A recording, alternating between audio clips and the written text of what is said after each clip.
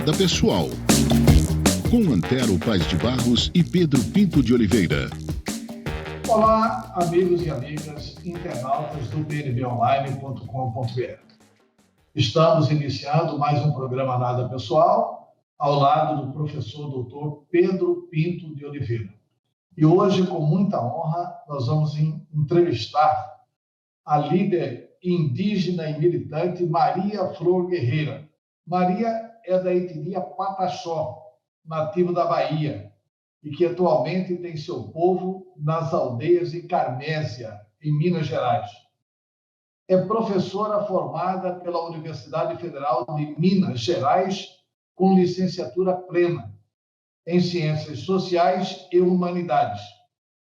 É especialista em Gênero e Diversidade na escola pela Universidade Federal de Minas Gerais. Também palestrante, performer e militante sobre as causas indígenas e do bem viver. É uma honra imensa entrevistar a líder indígena. E eu perguntaria inicialmente, porque hoje o grande tema indígena que está em debate, inclusive no Supremo Tribunal Federal, é sobre a votação do marco temporal que está no Supremo Tribunal Federal. Veja bem, esse programa foi gravado antes do término da votação do Supremo Tribunal Federal, né? Mas a gente quer conversar com a líder indígena exatamente sobre o posicionamento dos indígenas sobre o marco temporal. Estão querendo tirar os direitos dos índios já consagrados na Constituição, na sua opinião? É um prazer enorme tê-la conosco. Boa tarde, bom dia, boa noite. Já que eu não sei a que horas você vai assistir a este programa. Eu sou Maria Flor Guerreira, etnia Pataxó. Estou aqui não com alegria, mas com muita garra, porque eu acredito que é através da comunicação, através da arte de falar, que nós vamos destruir os preconceitos e o conhecimento do senso comum. A maioria das pessoas nem sabe do que se trata, um momento tão importante, um divisor de águas que ocorre no país, que é a votação da PL 490, o marco temporal. E daí é importante que as pessoas aprendam um pouquinho conosco e venham estar conosco, repensar seus modos, rever os seus atos, porque o marco temporal, a PL 490, não atinge apenas aos povos indígenas, atinge a toda a sociedade, atinge o mundo, seja gente, seja bicho, seja árvore, seja água. Na questão não é o direito dos índios, né, que nós somos indígenas, não é o direito dos indígenas, mas sim as nossas vidas. Nós indígenas, que éramos milhões, hoje somos 900 mil. 900 mil indígenas, e onde vivemos, há terra protegida por nós. Existem árvores, existe água boa, existem frutos e animais. E nós queremos continuar vivendo nesses lugares. Se aprovarem essa PL 490, vão admitir que adentrem mata, floresta adentro, qualquer ser, qualquer humano que queira desbravar nossas florestas, que queira fazer o extrativismo. Fazendo o extrativismo, modifica tudo para todo mundo. A gente está defendendo o nosso direito de morar na nossa terra indígena, a gente está defendendo o direito à vida dos nossos povos, seja ele indígena ou não. Porque se isso não acontecer, se a gente não conseguir se manter no nosso território, vai ser mais gente morando debaixo do viaduto, vai ser mais gente passando fome, vai ser mais gente disputando os equipamentos na cidade, de escola, a ônibus, a medicina e tudo mais. Então, é um impacto muito grande para todos os viventes dessa terra. E nós sabemos que fomos expropriados e nós queremos estar no nosso lugar. Daí a nossa luta pela PL, para que ela não seja aprovada, a PL 490. Maria Flor Guerreira, ou como chamam você com o seu nome, Pataxó Tcharra Chohan. Eu aprendi e gostei. Eu espero ter falado certo. Tcharra Chohan. Parabéns. Eu queria saber o seguinte, essa coincidência, esse contexto desse julgamento no Supremo, no momento em que existe um governo que tem um pensamento de abrir as terras indígenas para exploração mineral, para exploração extrativista, quer dizer, com a ideia de um modelo de produção do agronegócio, de botar máquinas, tratores para produzir, como existem algumas tribos, algumas nações, povos em Mato Grosso que produzem soja, mas que é um modelo que não serve para todo mundo. Como é que é para você essa coincidência desse julgamento que está acontecendo no Supremo Tribunal Federal e com esse governo que, francamente, não está preocupado com as causas indígenas? Meu querido Pedro, isso não é coincidência. A partir do momento que deram o golpe na Dilma, que a Dilma foi deposta, em 2017 veio o marco temporal, a PL 490. Já não existe coincidência, inocente quem pensa em coincidência em termos de política indigenista. Nós vivemos em um país em que o que a gente conquista, o governo dá com uma mão e toma com a outra. O que está na Constituição, que foi uma luta grande, que a gente conquistou e que até hoje não foi implantado, já estão tentando retirar. Daí essa luta toda nossa. Isso foi o Temer que fez, prosseguiu com o Bolsonaro. Temer e Bolsonaro, aliados, Temer e Bolsonaro, capitalismo estrangeiro, mas o grande agronegócio matador de gente, porque as pessoas comem os alimentos e elas não percebem, não sabem que esses alimentos são contaminados. Eu mesma já confiei no governo e eu pensava assim, se o governo aprovou, então não tem problema. É bom para a gente comer isso, mas nós sabemos que não. A nossa política é para manter o povo vivo e adoecido. Também o povo não pode morrer, porque, do contrário, onde que vai ter os clientes para manter o capitalismo do nosso país? Então, nós indígenas, pensam que nós somos preguiçosos, nós produzimos alimentos. E tem indígena que tem o trator, sim, porque a gente precisa comer.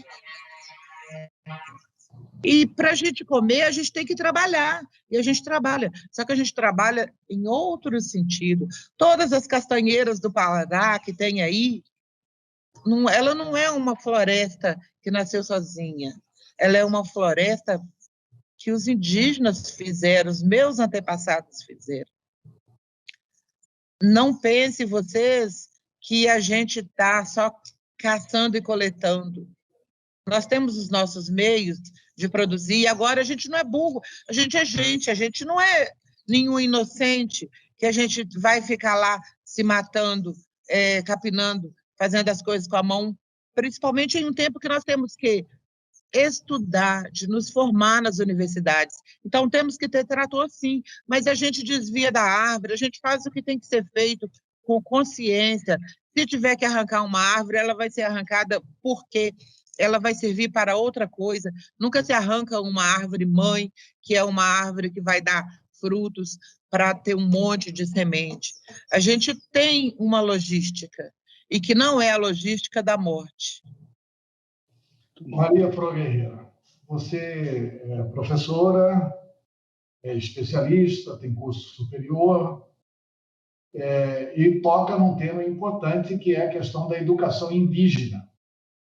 Nós tivemos a oportunidade de viver em Mato Grosso com o ex-governador Dante de Oliveira, não sei se você chegou a ter notícia disso, o projeto denominado Tucum, que era um projeto que formava professores indígenas para que eles, quando formados, voltassem para suas aldeias para ensinar a educação aos índios. Como que se encontra a educação oferecida aos índios no Brasil, na sua avaliação? Veja bem. Evoluímos ou não? Maria, eu estudei na UFMG graças ao FIEI. Antes do FIEI tinha o ProLIND, que era um curso que não era regular.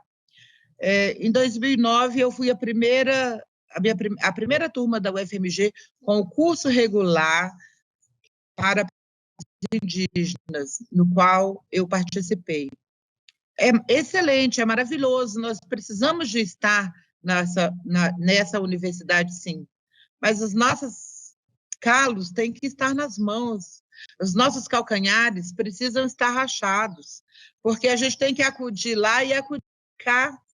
Não é que nem aquelas mocinhas de antigamente, eu me lembro, as fazendas que tinha em volta, as mocinhas filhas dos patrões, das pessoas ricas, elas só estudavam, que hoje são essas moças que não sabem fazer um arroz. Então, a nossa educação escolar indígena é a gente preparando as nossas crianças, os nossos jovens, para encarar a universidade. Porque nós sabemos que não é com arco e flecha, mas sim a nossa arma agora é essa. E essa. Mas sem esquecer isso, o maracá.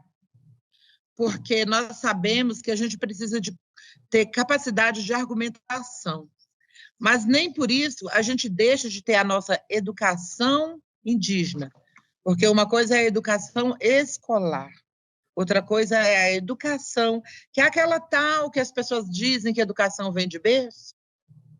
Hoje, essas pessoas que estão aqui em Brasília, nesse acampamento, desde o dia 18 de agosto, e já tinha gente antes, eu estou falando de mim, a gente teve a educação de berço, mas o nosso berço é a terra, o nosso berço é a floresta, o nosso berço é o pé de mandioca. Enquanto que quem está acampado agora lá perto do STF são os que vieram do berço de ouro. E esses não têm noção do que é não ter o que comer, do que é não ter onde morar. Esses, eles sabem que eles pegam um voo e vão para outro país que estiver menos debilitado. E o nosso país, que ainda é vivo, ele vai se debilitar se a gente deixar entregue ao povo do agronegócio, ao povo do extrativismo das florestas. E nós sabemos que a gente é tão importante que até a ONU já reconheceu isso, que nós já sabíamos, porque o povo branco, o povo não indígena, tem mania de achar que o nosso conhecimento é só sabedoria popular. O que vale é o conhecimento científico. Mas está provado cientificamente que onde tem povos indígenas, tem preservação de floresta. Então, a gente está buscando os aliados e tentando educar vocês, para vocês conhecerem o nosso ponto de vista, para vocês entenderem que aqui não é coisa de ganância, não. Chamam a gente de preguiçosos porque acham que a gente tem que trabalhar para ganhar dinheiro. Não, a gente quer trabalhar para a vida. A gente precisa de vocês com a gente. Porque Maria, se não tiver a gente, não vai ter vocês. Tá certo. Maria, deixa eu só te falar, deixa eu me fazer entender melhor e pela comunicação, a arte da comunicação. Quando eu disse coincidência, eu disse assim, de dois acontecimentos. O julgamento em si, no Supremo Tribunal Federal, e a existência desse governo Bolsonaro nesse momento do país. Mas agora eu quero reformular, porque eu quero uma análise sua, especificamente com relação ao governo Bolsonaro que está aí. Quais são as principais questões que afetam os povos indígenas com relação a esse governo que está aí, a esse presidente que está aí, Maria? Certo. Bolsonaro, ele disse, antes de se eleger, ele disse que não iria demarcar nem 1 centímetro de terra para indígenas, muito menos para quilombolas. Ele falou isso e ele está cumprindo isso. Em momento nenhum ele mentiu. Então, quem votou nele é tão ruim quanto ele. Ele, além de falar isso, ele ainda desfaz da nossa identidade.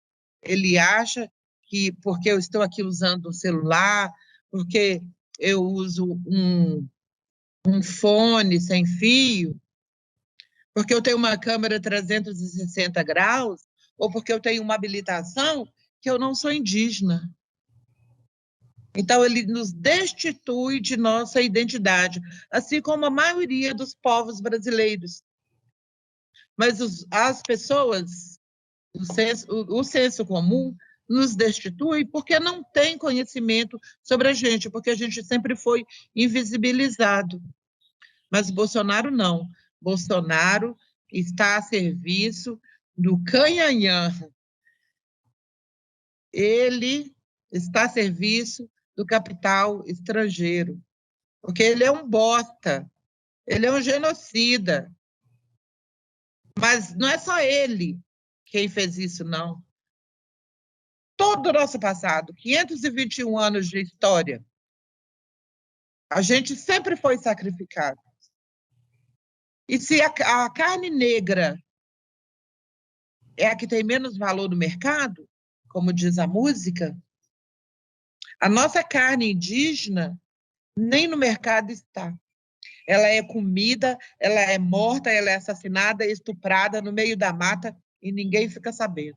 Agora que nós temos canais como o de vocês e como os nossos, porque nós indígenas estamos fazendo nossos canais, que a gente está divulgando essas coisas. Quando ele vai e manda atear fogo numa floresta, o dia do fogo, nós temos no Brasil o dia do índio e o dia do fogo agora, e o dia da mulher. Mas o dia do fogo foi para valer, eles foram lá e mataram a floresta. Vocês sabem do que eu estou falando. Então, o que fazer diante de um cara desse, se não destituí-lo da presidência da República? Só que nós não vamos conseguir fazer isso, porque eles não sairão de lá se os mandatários, se quem está no poder junto com ele, que é tudo da mesma corja, não o fizer. Maria Flor Guerreira, você é uma das lutadoras pelos direitos das mulheres. Sim. E no Brasil tem a questão da Lei Maria da Penha. A Lei Maria da Penha funciona também para os índios? Entre os indígenas? Como é que é isso? É rindo, né? Só rindo. A Lei Maria da Penha é maravilhosa, eu agradeço muito dela existir, porque nenhuma mulher merece ser violentada. Todas as mulheres são sagradas, são elas que nos dão de tudo. Mulher carne e mulher terra, mulher natureza e mulher água. Mas a gente tem a cultura de destruir tudo que nos constrói. E daí as mulheres indígenas, como uma mulher indígena vai conseguir dar uma queixa porque apanhou na aldeia? Porque os indígenas da aldeia não são diferentes dos indígenas da cidade, nesse sentido. O machismo é impregnado. A gente foi colonizado por machos. A gente não vê a história das fêmeas, das mulheres colonizando a gente, não. A história é só dos homens. E o nosso povo aprendeu. Isso foi um vírus gravíssimo que adentrou no espírito dos nossos homens. Então, uma mulher indígena vai dar queixa para quem? Como que ela vai fazer um boletim de ocorrência? Como que ela vai pedir para ter um distanciamento social, manter 200 metros de distância, se vive em um lugar em que todos nós somos parentes e que o espaço ainda é pequeno? Então, quando uma mulher indígena apanha, as outras choram caladas, porque, pensando no coletivo, para não deturpar a imagem do coletivo, não se dá queixa daquele sujeito. Mas a gente está organizando isso. Nós, mulheres, estamos organizando isso, porque na hora que for bater em uma, a gente tem que parar de entender que briga de marido e mulher ninguém mete a colher, que isso não é verdade. Tem que ir lá, e principalmente porque a gente é parente, ir lá. Se eu sou tia do sujeito que está agredindo, eu tenho que chamar a minha irmã, chamar a minha cunhada, chamar a minha mãe, e todo mundo lá e falar: ô, fulano, parou? Parou? Você quer ganhar um pau, né? Senão a gente vai ter que, não está aqui agora, mas a gente tem um angico que é o pau de amansar marido. E daí, então, a gente está resolvendo as coisas desse jeito. Tá certo, Maria. Deixa eu falar uma coisa para você. Sobre essa questão. Você é uma liderança indígena, uma militante indígena e é mulher. Eu queria saber como é que fica essa componente, essa questão de ser mulher também. Você percebe isso internamente e externamente, né? Não é só dentro da comunidade indígena, como você explicou maravilhosamente bem, mas para fora, assim, com esse diálogo com o resto da sociedade. Você sente um preconceito em dose dupla por ser uma liderança indígena e mulher? Mas é claro, né? Com certeza. Eu sofro preconceito o tempo inteiro. Quando chega o 8M, as mulheres brancas, as donas do microfone, assim que eu chamo elas preparam tudo no caminhão, e daí você chega lá na cidade, onde que você estiver, e fala assim: ô, quero falar. Ah, procura fulana, cicrana, beltrana. A gente passa o movimento quase todo procurando fulano. E na hora que chega em fulano fala: a gente já tem uma programação, agora é no outro caminhão. Aí a gente chega no outro caminhão e fala assim: acabou o espaço de fala. E aí não é uma ou duas vezes que eu começo a fazer um sangangu ali mesmo. Porque, quer dizer, mesmo dentro do movimento existe esse tipo de preconceito. Mesmo dentro do movimento. Porque, na verdade, meus irmãozinhos, o que acontece é que esse povo, tudo é política. São as pré-candidatas, as possíveis candidatas de alguma coisa. Ninguém sobe em um caminhão facilmente, não. Nesse país, não se elege quem o povo quer, mas elege aquele que consegue ter mais visibilidade. Aquele que sobe no caminhão. Que sobe no caminhão, e de preferência junto com o majoritário. Deixa eu só te perguntar uma outra coisa. Nós falamos de preconceito, sobre esses preconceitos assim, de ordem de desconhecimento, de mas pura eu não falei, ignorância. peraí, só um pouquinho. Tá. E dentro do território, mas Maria é para frente demais, né? Na hora que Maria vai falar, Maria é muito para frente. Então, assim, eu, na verdade, tudo que eu falo, porque eu não tenho nada a perder. Eu já sou viúva, eu já tenho casa na cidade, eu já tenho minha autonomia. E isso, a universidade me deu essa capacidade de discutir com você e depois poder dizer: olha, Pedro, isso aqui não é nada pessoal, é apenas argumentação. Tá certo. Então, para concluir, macharada, larga o trono, para de botar só suas mulheres para ser as candidatas, sua prima, sua cunhada, os seus iguais. Precisa de ter gente diferente. Enquanto não tiver gente diferente, a gente não vai conseguir modificar isso não, meninos. Falar em gente diferente. Fala, Antero, pode. Eu queria pegar aqui no início da apresentação Eu disse que a Maria Flor Guerreira é da etnia Pataxó, e a etnia Pataxó é nativa da Bahia, né? Mas atualmente tem seu povo nas aldeias de Carmésia, em Minas Gerais, né? Como é que é isso? A etnia Pataxó é da Bahia, o povo Pataxó vive hoje em Minas Gerais, como é que é essa situação? É porque nosso território, na Bahia, foi o primeiro a ser invadido. E, entre muitas coisas, houve uma criação de um parque, o Parque do Monte Pascoal, que começou em 1944, os estudos para imitar o estilo americano de fazer parque, né? O Parque do Descobrimento, o Parque Monte Pascoal. Daí, então, houve muita confusão, que chegou ao ponto de ter uma coisa muito forte lá, em que foi denominado Fogo de 51.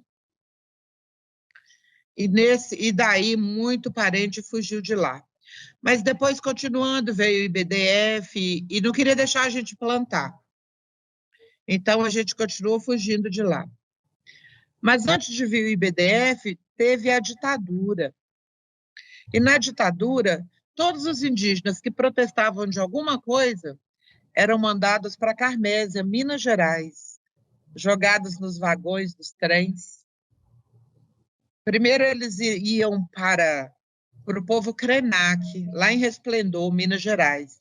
E de lá era jogado nos vagões dos trens, que ia parar em Carmésia. E um lugar muito frio. E lá era um quartel da polícia militar. Lá os povos sofriam castigos. Não só Pataxó, Krenak, de qualquer lugar do Brasil. Qualquer um que estivesse fazendo um movimentozinho é análogo ao que fizeram com o Lula. Pegaram o Lula, um nordestino do São Paulo, e jogaram num lugar frio em Curitiba. Que é para sofrer um pouquinho mais. Não basta aprender, tem que mudar o ambiente, para ver se a pessoa adoece, se pega tuberculose, essas coisas todas. Descompensar a pessoa física e mentalmente. Então, o povo nosso ficou aprisionado lá em Carmésia. Com a queda da ditadura, o nosso povo ficou lá, o quartel acabou, e ficou lá se chama Fazenda Guarani. O quartel acabou, o nosso povo ficou lá de qualquer maneira. Nossos velhos vieram lutar, né, com os governantes, argumentar, até conseguir ter a nossa terra indígena demarcada e homologada. Olha que coisa linda. Eu adoro contar isso, porque eu quero dizer, tem esperança, né? Quando a gente pensava que ia morrer naquele lugar gelado, a gente reviveu e hoje estamos tendo muitos filhos, está crescendo, temos 4 aldeias, nosso território está demarcado, mas tem as mineradoras em volta. É pertinho lá de Carlos Drummond de Andrade. Lembra que tinha uma pedra no meu caminho? As pedras estão acabando, porque as mineradoras estão lá também. E agora, José? A gente está sobrevivendo. Maria, aproveitando isso que você falou, do que o Antero perguntou, né, os Pataxós, a etnia na Bahia e parou em Minas, e você trouxe, recuperou esse percurso histórico dessa situação e que há esperança de modificação. Eu queria comentar mais um tipo de preconceito para você trazer uma singularidade.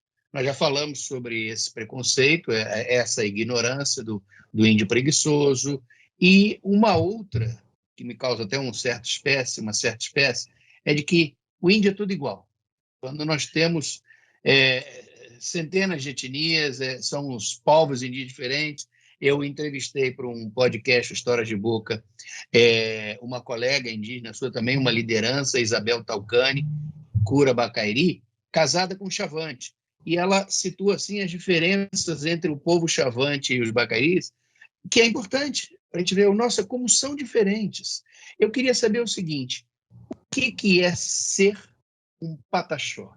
O que é que distingue e que marca em relação aos próprios povos indígenas, na própria sociedade? O que é que te coloca assim como essa identidade, que te anima, que te orgulha e que marca uma diferença entre outras etnias, os pataxós? Olha, o Pataxó é um povo alegre. Ainda que a gente chora alegre, porque a gente sabe que a gente resiste. A gente trabalha alegre. Trabalho para nós não é trabalho. Trabalho para nós é felicidade de poder fazer. A gente faz o que a gente gosta. E a gente queria poder estar pescando, porque Pataxó veio da água. Na nossa cosmologia, o nosso deus da água se chama Chopai.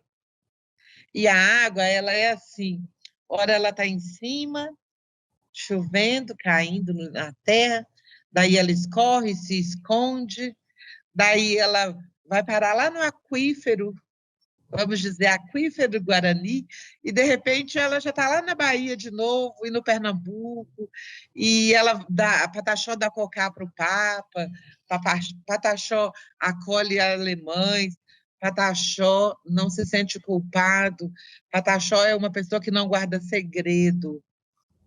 Se for do outro, a gente até guarda, mas o da gente, a gente escancara tudo, né? Pataxó é acolhedor. Pataxó recebeu os portugueses, que vergonha, né? Os primeiros a sofrer o esbulho. Pataxó recebeu os alemães no famigerado 7-1. E os alemães foram os primeiros e únicos que até hoje homenageou um povo indígena dentro de um espaço futebolístico. Se vocês repararem, voltar na lembrança ou procurar no YouTube, vai ter a dancinha dos alemães comemorando singelamente o 7-1, porque eles comemoraram envergonhados, porque eles nunca esperavam que o nosso país fosse cometer um vexame desse. Mas por quê? Porque eles investiram nos seus, eles treinaram, enquanto que o Brasil diz que é um país do futebol. É uma grande mentira. Da mesma forma que diz que o indígena é preguiçoso, outra grande mentira. Então, assim, tem que parar de espalhar mentira não vira verdade, não. Tem que treinar. Se tivesse treinado, a CBF colocado um monte de campo para os nossos meninos treinar, os nossos times brasileiros colocassem mesmo, assim, treino, possibilitar que todo mundo treinasse, mas não, peneira é predatório, vai lá e só pega o melhorzinho, porque se o melhorzinho ficasse ali, ele ia ensinar para os outros. Vai lá e pega o melhorzinho, leva para o time deles e pronto. Eles são coletores de grandes jogadores. E o Brasil precisa divertir no esporte. A gente precisa desse esporte. E ainda querem acusar os pataxós por causa do 7-1, porque acolheram e bem pela cultura pataxó de ser um bom anfitrião, culpar pelo 7-1, né, Marisa? Não é nada, porque eles precisam de entender que na hora que eles, vocês dois e toda a sociedade envolvente resolver ser acolhida por nós, ao invés de nos invisibilizar, vai dar certo. Porque a gente alimenta bem, porque a gente tem afeto, porque a gente tem carinho, porque a gente cuida da natureza, da vida e da alma. Pataxó é assim. Maria Flor Guerreira, eu quero falar sobre um dos projetos seus. Um dos seus projetos para o seu povo é para que eles possam fazer biofertilizantes e compostagem orgânica. Você pode explicar como é que nasceu esse projeto e como é que isso está sendo desenvolvido? Olha só, primeiro a gente tem que fazer dentro de casa para depois expandir.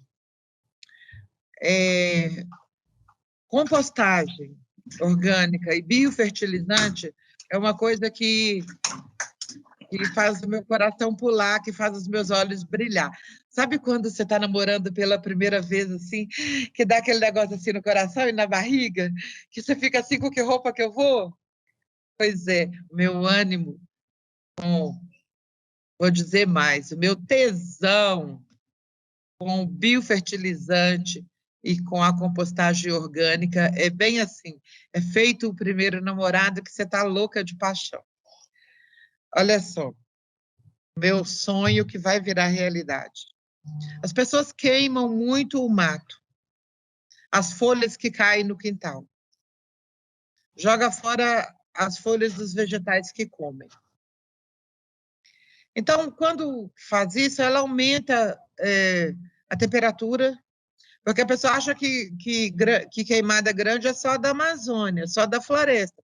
Mas 210 milhões de habitantes, todo mundo fazendo uma fogueirinha, isso não é pouca coisa, não.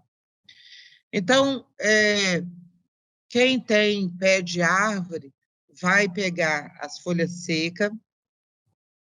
É simples de fazer. É um pedaço de lona de 1 metro por 1 metro. Faz 1 metro cúbico com 2 sacos de esterco, folha verde, que é o resto da poda, e folha seca. Com 30 dias revira, com mais 30 dias revira, com mais 30 dias está pronto. E nesses 3 meses, todo o caldinho que vai saindo dali, que é o biofertilizante, vai sendo colhido. Não, chorume é coisa que contamina o solo. Né? Chorume contamina o solo. O nosso é biofertilizante, né? Daí, esses tal, tem até umas marcas que vendem aí no mercado, e a gente mistura aquele caldinho ali, aquela garapa, né? Aquele suco bom de vida, porque bio é vida, vida que fertiliza, vida que alimenta. E pega isso, é uma coisa muito baratinha, o material, porque você não gastou nada, só gastou 1 metro quadrado de lona, e pulveriza nas plantas. Então, se você tinha 2 canteiros de alface, tendo esse biofertilizante, basta você ter um canteiro, porque o alface vai crescer grandão. Então, o biofertilizante, ele vai dar condições de, em espaço menor, a gente produzir mais. Então, isso impacta menos o solo. O alimento sai super saudável. E daí, se der alguma borboleta assim na couve, a gente pega a lagartinha que deu na couve e faz um suco de lagarta e joga na couve. Daí a borboleta só vai pousar em outros lugares. E daí, se mesmo assim ainda continuar, até se não quiser fazer suco de lagarta, planta umas florzinhas no meio. Então, é fazer isso dentro do lugar onde que eu moro, dentro do bairro, dentro da cidade, dentro do município, dentro do estado, dentro do país, dentro do mundo. A gente vai gerar menos lixo e a gente vai conseguir produzir mais, apesar que Bolsonaro, todos os venenos que ele admitiu que se use no país, que já estão proibidos nos outros países, a gente vindo com o biofertilizante, todo mundo tendo acesso, vai todo mundo abolindo essa praga dos agrotóxicos. E vamos comer orgânico, barato, crescendo rápido e feliz da vida. Maria Flor Guerreira, nós estamos encaminhando para o final do programa e eu vou lhe fazer, então, a minha última pergunta.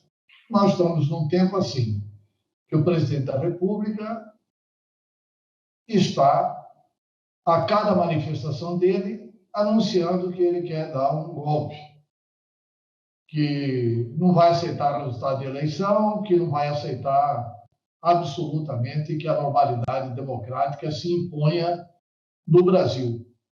Qual a esperança com relação ao nosso futuro, ao futuro do país? Você acredita que depois de toda essa vivência da pandemia, do jeito que o governo tratou a pandemia, do jeito que tratou o meio ambiente, do jeito que tratou as terras indígenas, você acredita sinceramente que nós podemos ter esperança? A sua opinião, Maria Flor Guerreira. Está passando o avião bem aqui agora que a gente está sendo vigiado, helicóptero.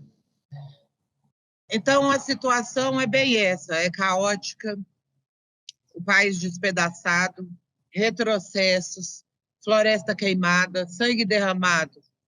Mas a gente nunca pode esmorecer. A gente precisa persistir na nossa luta. Não tem ninguém mais injustiçado do que os povos indígenas. A gente gera riqueza para esse país, a maior riqueza, que é a vida, invisibilizado, silenciado. E nós não desistimos. Nós estamos aqui, ó, em Brasília, no calor do dia, na friagem da noite, tomando banho coletivo, comendo a comida que nos dão, que eu agradeço muito a cada voluntário que trabalha aqui, o pessoal da massagem, o pessoal da medicina tradicional, da medicina dos brancos, todo mundo aqui. Então, eu tenho esperança, as doações que chegam aqui, eu tenho esperança, sim. É o esperançar de Paulo Freire, que é ter esperança fazendo. É disso que a gente precisa. Na hora que a gente acordar, que o nosso povo brasileiro acordar, que o nosso povo está sofrendo demais e que não tem mais para onde fugir, não tem um jeito. Se empoderar, argumentar com o outro que é bolsonarista, ir para a rua, votar corretamente. Mas não tem um milagre de votar em um presidente. Se o Bolso Hitler tivesse sido eleito, mas que a bancada dele não fosse dele, se fossem senadores e deputados do povo, ele não conseguiria fazer as coisas. E para desgraçar a vida ainda tem o Centrão, que é aqueles que acende uma vela para Deus, outra para o diabo. Mas o que eles querem mesmo é dinheiro, se perpetuar no poder. Então, assim, é o povo acordar. O povo acordar. E quem não é, quem é patrão, ensinar para aqueles que o envolvem. Eu, na minha casa, eu modifico o meu entorno. Todo mundo que está ali no meu entorno, mesmo que seja uma pessoa em situação de rua, mesmo que seja uma pessoa que eu sei que é ladrão, que faz pequenos furtos, eu não os marginalizo. Eu vou até eles, coloco eles para vir comigo. Fazer sabão, fazer biscoito, catar pedrinha, fazer artesanato, qualquer coisa. Porque essas pessoas estão nessa situação porque o Estado não as alcança. Os evangélicos estão nessa situação porque o Estado não cuida. Então, a gente tem que fazer esse trabalho de base, cada um de nós, não o governante apenas, cada um de nós. É nossa tarefa sair do nosso conforto, apresentar que dá para fazer. Eu acredito que a mudança está em cada um de nós, dentro nas 3 pessoas que convivem na sua casa.